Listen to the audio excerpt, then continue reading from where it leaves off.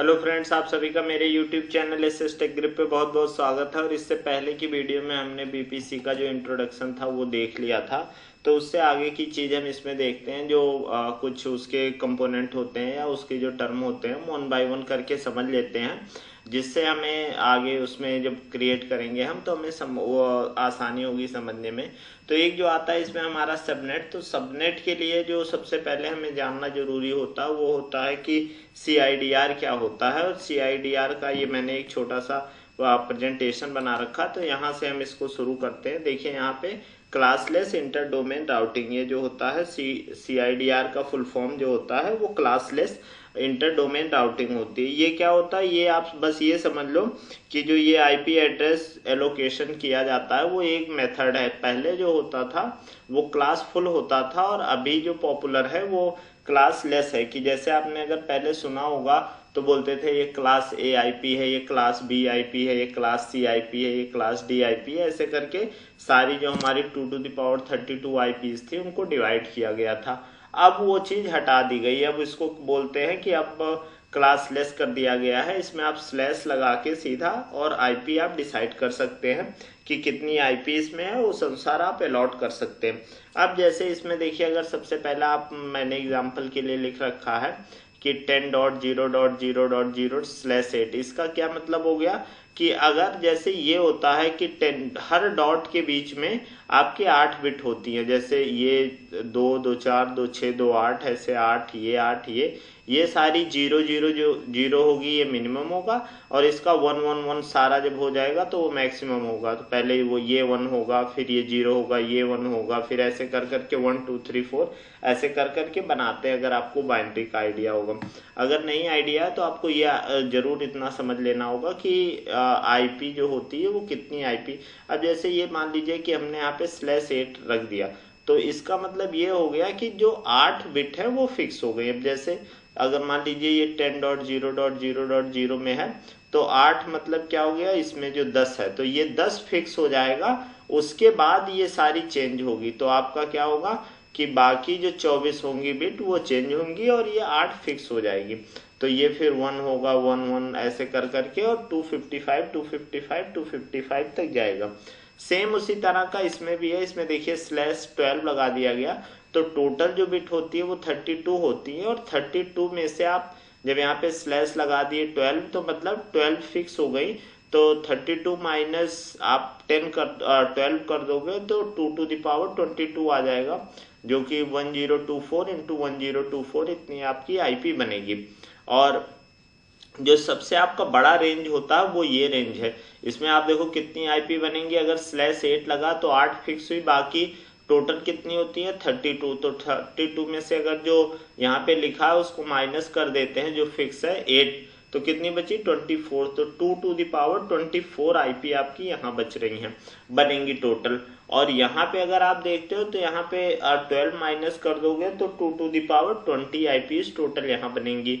और उसके बाद 192.168.0.0/16, इसमें अगर आप करते हो तो 2 to the power 16 होगा। 32 होता है, उसमें से 16 माइनस कर देंगे तो 16, मतलब 192 फिक्स रहेगा, 168 फिक्स रहेगा, क्योंकि 8 8 का ये है ना। तो ये 8 इसमें हुआ, ये फिक्स हो गया, ये 8 हो गया, इसमें फिक्स हो गया। ये दोनों वेरी करेंगे, ये कहाँ तक जाएंगे 255 तक। तो ऐसे आप जो होता है CIDR में आप जो अपना अलॉट करते हैं IP, और आपको कितनी IP की रिक्वायरमेंट है उस अनुसार आप CIDR सेलेक्ट करते हैं। तो टोटल जो IP होती है 2 to the power 32 होती है, और आप उसको रिक्वायरमेंट के अनुसार, जैसे मान लीजिए हमें अगर मान लीजिए हमें 16 IP चाहिए होगी तो यहाँ पे /20 कर देंगे, तो कितनी बचेगी फिर 20 अगर कर देंगे तो नहीं, अगर यहाँ पे मान लीजिए 16 चाहिए तो 28 कर देते हैं, तो कितना हो गया 4 बचा ना। 32 माइनस 28 हो गया 4, तो 2 to the power 4 मतलब 16 IP। तो ये इस तरह से आपका CIDR डिसाइड होता है। CIDR अगर आपने देखा होगा तो जब हम कोई भी इंस्टांस क्रिएट करते थे तो वहां आपने देख रखा होगा। अगर आपको आइडिया नहीं है तो मैं एक बार दिखा देता हूँ, बहुत बेसिक सा है। जैसे मान लीजिए हमारा ये इंस्टांस अभी रनिंग है, इस कोई भी इंस्टांस का आप एक मान लीजिए सिक्योरिटी ग्रुप कोई भी उठा लीजिए, सारे किसी भी सिक्योरिटी ग्रुप से आप समझ सकते हैं। जैसे मान लीजिए ये सिक्योरिटी ग्रुप है, इसको हमने यहाँ पे उठा लिया। इसका मान लीजिए इनबाउंड रूल अगर हम यहाँ पे देखते हैं, एडिट करते हैं इनबाउंड रूल, तो आप देखोगे देखिए ये 0.0.0.0/0 ये कब आता है? ये आता है जब हम सेलेक्ट करते हैं कि एनीवेयर IPv4, मतलब IPv4 की सारी आईपी, क्योंकि देखिए /0 लगा, इसका मतलब ये हो गया कि कोई भी बिट फिक्स नहीं है, सारा वेरिएबल है। तो टोटल आईपी कितनी बनेगी? 2^32, जो कि हमारी जो टोटल आईपी होती है इतनी ही बनती है। तो इसका ये मतलब हो गया कि सारी आईपी को ये अलाउ करता है। बाकी इसी में अगर आप जैसे यहाँ पे आप सेलेक्ट करोगे तो आप देखोगे यहाँ पे देखिए 8 भी था, 16 भी था, 24 भी था, 32 भी था। तो ये सारी चीजें इसमें थी। अभी जैसे मान लीजिए अगर आपकी बोले माई आईपी की बात करें तो माई आईपी में आपकी कितनी आईपी होगी? एक आईपी होगी ना, जो आपका इंटरनेट की आईपी होगी वही आईपी होगी। तो जैसे मेरे इंटरनेट की जो आईपी होगी सेम वही आईपी जो रहेगी इसकी रहेगी। तो उसको देखिए, उसको करने के लिए आप जब यहाँ पे माई आईपी करेंगे तो देखिए उसने ये सेलेक्ट किया 49.36.185.26 और फिर /32। अब आप देखो इसने /32 लगा दिया, मतलब जो 32 बिट है वो सारी बिट फिक्स हो गई हैं। तो सिर्फ और सिर्फ जब कोई चेंज ही नहीं होगा, 32 के 32 बिट फिक्स हैं, तो आपकी ये आईपी बन के आ गई। तो जो आपकी इससे आईपी बनेगी वो कितनी आईपी होगी इस रेंज में? सिर्फ एक आईपी। तो ये आपको समझ में आ गया होगा। 0 लगने का मतलब है कि सारी आईपी इसमें आ जाएंगी, और 32 लगने का मतलब हो गया कि सारी मतलब बिट फिक्स हो गया और एक ही आईपी आएगी। तो ये आपका CIDR होता है, जो जब हम डोमेन जब आप सबनेट डिसाइड करते हैं उस टाइम उसकी ज़रूरत पड़ती है। अब अगर मान लीजिए इसमें हम आगे की बात करते हैं, अब अगर आप देखेंगे कि CIDR के बाद जो हम इस पे आगे बात करेंगे वो आपका होता है आईपी। जो आईपी की हम बात करने जा रहे थे, जो हर सिस्टम का, जैसे आपने देखा होगा पब्लिक आईपी होती है, प्राइवेट आईपी होती है। तो पब्लिक और प्राइवेट आईपी क्या होती है? जो पब्लिक आईपी होती है वो हमारा जो सिस्टम या डिवाइस होती है वो इंटरनेट से कनेक्ट होता है। जैसे कि देखिए हम देखते थे कि हमारा जो EC2 इंस्टांस था तो उसको हम क्या करते थे, उसको वेब पे उसका आईपी पेस्ट कर देते थे, तो अपाचे या जो हम इंस्टॉल किए होते वो हमें दिखाई पड़ता था। या उसको हम अपने सिस्टम से कनेक्ट करते थे पुट्टी के थ्रू, तो भी आपने देखा होगा हम वहाँ पे पब्लिक आईपी का यूज करते हैं। तो पब्लिक आईपी जो है वो हमारा जो सिस्टम है उसको इंटरनेट से कनेक्ट करेगा। अब आपने देखा होगा, जैसे अगर मान लीजिए इंस्टांस क्रिएट किया होगा, एक बार मैं यहाँ पे आपको दिखा भी देता हूँ। अगर जैसे मान लीजिए हमारे पास कोई इंस्टांस है तो उसकी एक पब्लिक आईपी होती है, एक प्राइवेट आईपी। अब जैसे आप देखोगे कि यहाँ पे हमने क्लिक किया तो ये आप देखोगे इसकी क्या है, ये पब्लिक आईपी है। इस आईपी को आप यहाँ पेस्ट करोगे, आपने अगर अपाचे या कुछ देखिए मैंने इंस्टॉल कर रखा है, this is my testing server, ये आ गया। बट इसका क्या मतलब हुआ कि ये इंटरनेट से कनेक्ट हो गया, क्योंकि हमने किसी रेंज में उसमें जाके तो बीपीसी या किसी क्लोज सिस्टम में जाके किया नहीं है, मैंने नॉर्मल इंटरनेट गूगल पे सर्च किया, आपने देखा। अब अगर मैं ये प्राइवेट आईपी करूंगा तो प्राइवेट आईपी यहाँ से नहीं कनेक्ट होगा। क्यों नहीं कनेक्ट होगा? क्योंकि ये इंटरनेट से इसकी कनेक्टिविटी नहीं होती है।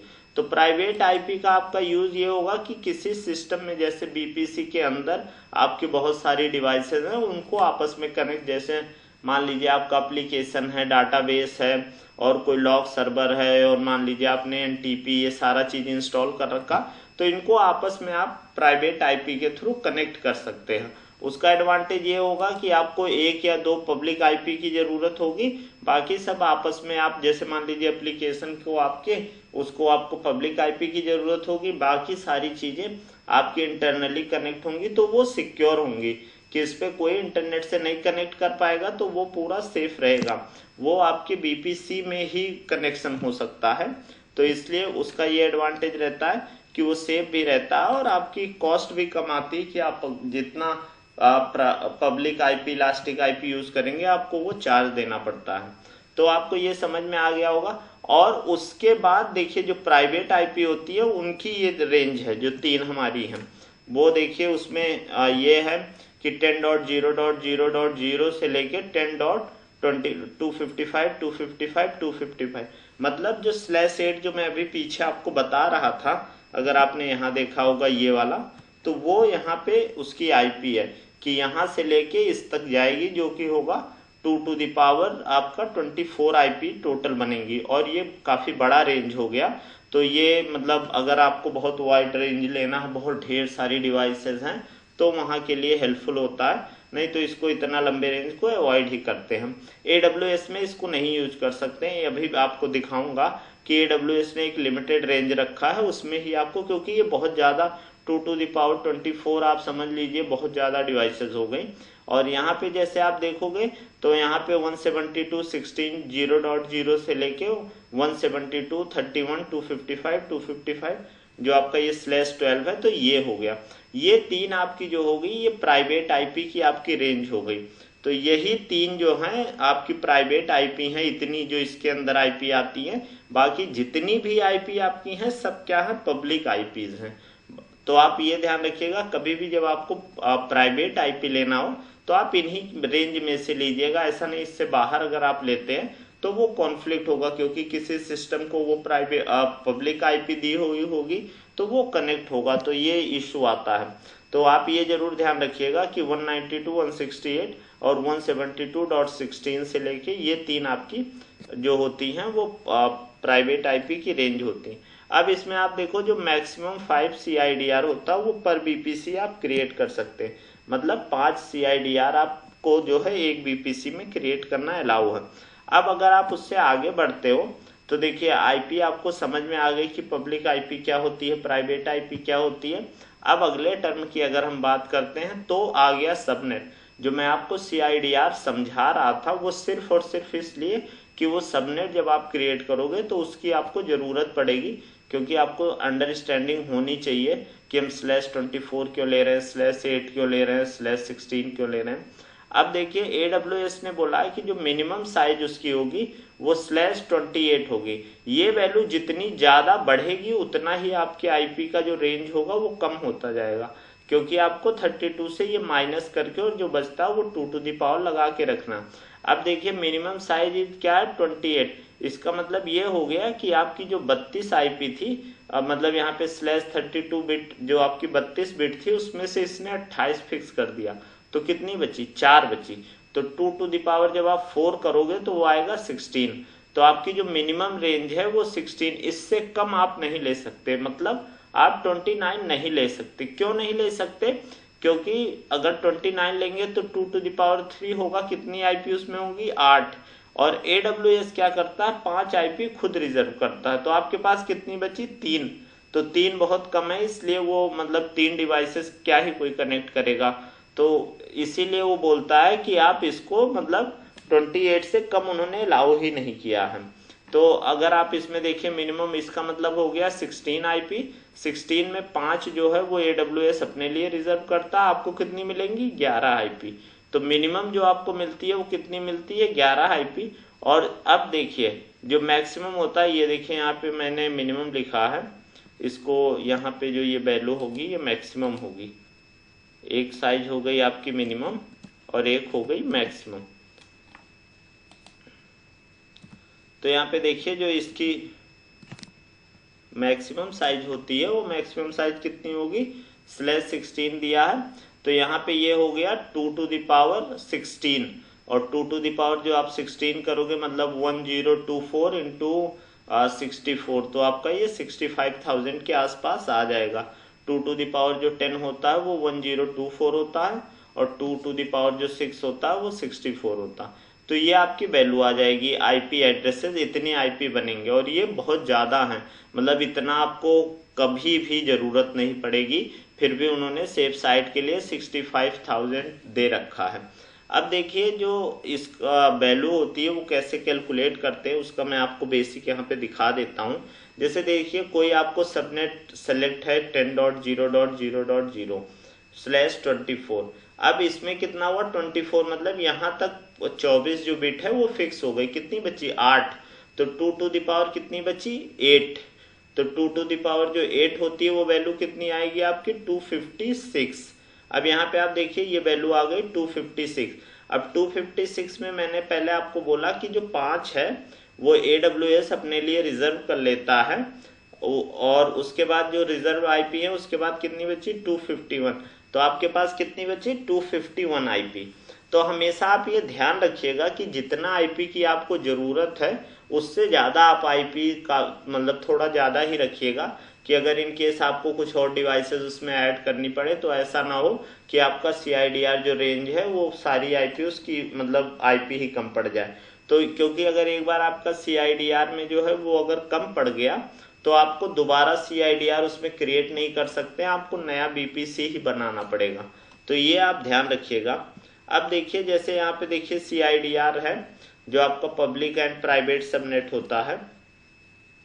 एक चीज और मैं आपको बता देता हूं यहाँ पे कि जो पब्लिक और प्राइवेट सबनेट होता है, मैंने पहले इससे पहले वाले लेक्चर में हालांकि बता रखा है, जो पब्लिक सबनेट होता है उसको इंटरनेट तक जाने का रास्ता पता होता है, मतलब वो इंटरनेट गेटवे से राउट किया हुआ होता है राउट टेबल के थ्रू, कि मतलब वो इंटरनेट से कनेक्ट हो सके। उसके लिए आपको क्या पब्लिक सबनेट के लिए आपको क्या जरूरत पड़ती है, आपके पास पब्लिक आईपी हो या फिर आपकी कोई इलास्टिक आईपी हो, दोनों में से कुछ हो, तो वो उसको कनेक्ट कर रहा होगा। और जो आपका प्राइवेट सबनेट होता है, प्राइवेट सबनेट का ही बीपीसी में यूज होता है। उसमें आपका क्या होगा कि प्राइवेट जो सब वो मतलब उसमें जो आईपी होंगी वो सारी प्राइवेट आईपी होंगी और इसको इंटरनेट पे जाने का रास्ता नहीं पता होगा, मतलब इंटरनेट से इसकी कनेक्टिविटी नहीं होगी। ये क्या करेगा, ये आपस में इंटरनल सिस्टम को आपस में कनेक्ट करेगा, तो उसके लिए ये यूज होता है। तो आपको पब्लिक और प्राइवेट सबनेट समझ में आ गया होगा। अब इसमें आप देखिए जब आगे हम आते हैं कि CIDR ब्लॉक, जैसे मान लीजिए हमने ये सेलेक्ट किया 10.0.0.0/24।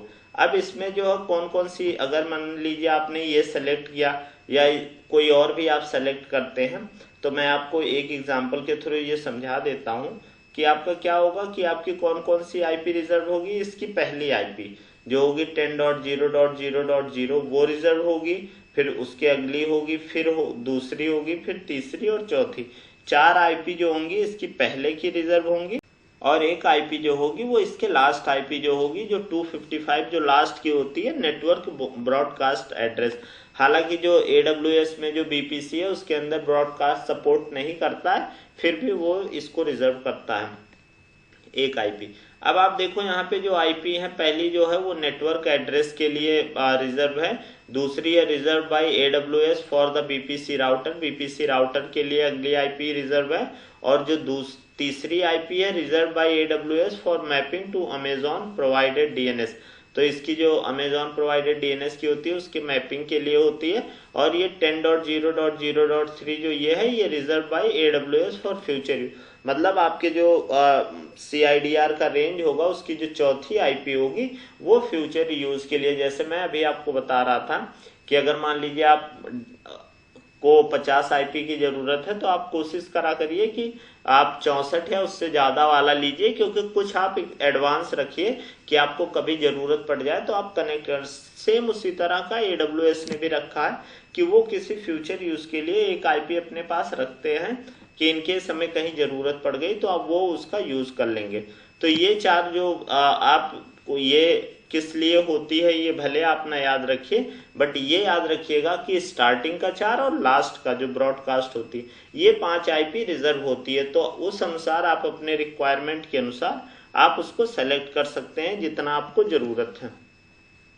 अब अगर आप देखते हैं इसमें, अगर मान लीजिए हम यहाँ पे BPC डालते हैं, मैं एक बार आपको सबनेट का दिखा देता हूँ, और इसके आगे जब हम क्रिएट करेंगे BPC उसके बाद सबनेट क्रिएट, तो आप देखो इसमें जैसे सबनेट जो बाय डिफॉल्ट है उसमें देखो CIDR कुछ न कुछ लिया है, जैसे 172.31.0.0, 172.31.16.0, 170, और ये देखिए 20 तो कितना बचा 2 to the power 32 में से अगर आप माइनस कर देते हो तो 2 to the power 12 बचा। तो आपकी ये जो आईपी होंगी ये इतनी अवेलेबल आईपी होंगी, और उसके बाद देखिए वो सारी डिटेल दिया हुआ।